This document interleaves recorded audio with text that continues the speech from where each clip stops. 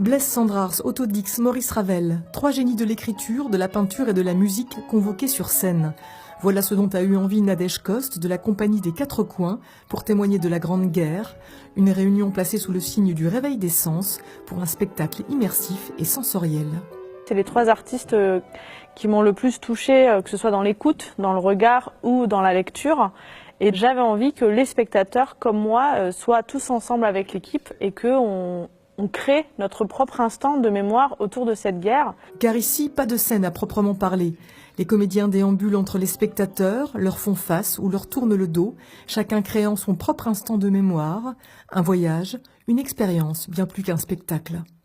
Hé, silence! On est chez les Boches. Ne fumez pas! Silence, nom de Dieu! Non, mais vous entendez cette grande gueule? Il y en a que pour lui! C'est encore Rossi. La partition que je joue là, c'est entre le conteur et le narrateur, basé sur ces textes-là. Donc en fait, j'ai vraiment besoin du regard des autres pour pouvoir exprimer ce qui se passe et faire passer ce message-là.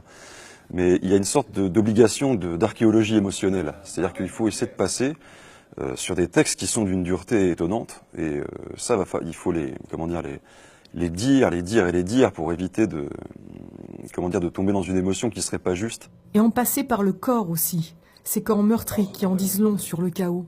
On a beaucoup travaillé aussi sur la question du geste et la question de la main, comme main qui tue, main qui raconte, main qui joue du piano, donc cette main qui écrit. Et donc ce geste, il existe tout au long du spectacle par les interprètes et dans ce moment du présent qui encore une fois, est en tension par rapport à cette histoire. Le geste travaillé de la pianiste qui laisse courir ses mains sur le piano pour nous emporter dans le tombeau de Couperin de Ravel, une musique qui s'impose comme un acteur à part entière. La musique vient pas habiller le texte ni la pièce. Et donc ça c'était intéressant parce que je suis aussi à l'écoute pendant que je joue en fait des comédiens et de ce qui se passe.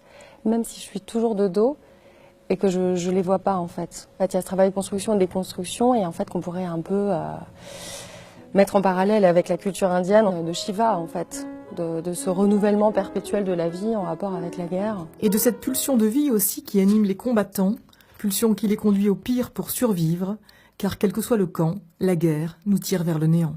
Battement d'une paupière, clin d'œil au magnésium, instantané rapide, tout disparaît.